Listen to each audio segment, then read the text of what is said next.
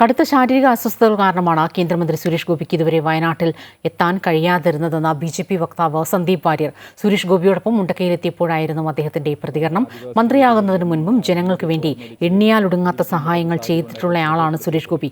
അങ്ങനെയൊരാൾ ദുരന്തഭൂമിയിലെത്താൻ വൈകിയതിനെതിരെ രൂക്ഷമായ സൈബർ അധിക്ഷേപമാണ് സാമൂഹ്യ മാധ്യമങ്ങൾ വഴി ഉണ്ടായിട്ടുള്ളതെന്നും സന്ദീപ് വാര്യർ അമൃത വാർത്തകളോട് പ്രതികരിച്ചു.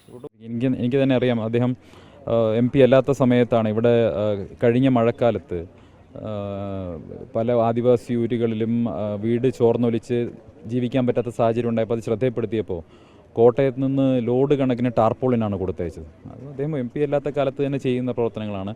താൽക്കാലികമായി അത് അവർക്ക് താമസിക്കാനുള്ള സംവിധാനം ഉണ്ടാക്കിക്കൊടുക്കാൻ ഇവിടെ ഒരുപാട് കാര്യങ്ങൾ അദ്ദേഹം ചെയ്തിട്ടുണ്ട്. അതൊക്കെ എണ്ണിയാൽ പറഞ്ഞാൽ തീരാത്തത്ര കാര്യങ്ങൾ ചെയ്തിട്ടുണ്ട്.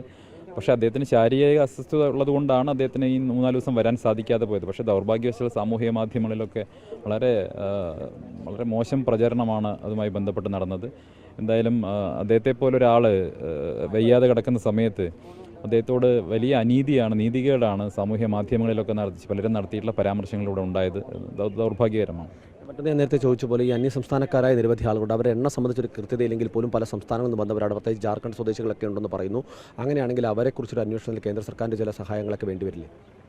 അല്ല, അത് സംസ്ഥാന സർക്കാർ ആ കാര്യങ്ങളിൽ കണക്കെടുപ്പ് നടത്തി അത്തരം കാര്യങ്ങൾ സ്വാഭാവികമായിട്ടും ഇവിടെ പഞ്ചായത്ത് അതുപോലെ തന്നെ വില്ലേജ് ഓഫീസ് മുഖേനയുള്ള നമ്മുടെ സർക്കാർ സംവിധാനങ്ങൾ മുഖേന അത്തരം കണക്കെടുപ്പ് നടത്തേണ്ടതുണ്ട്.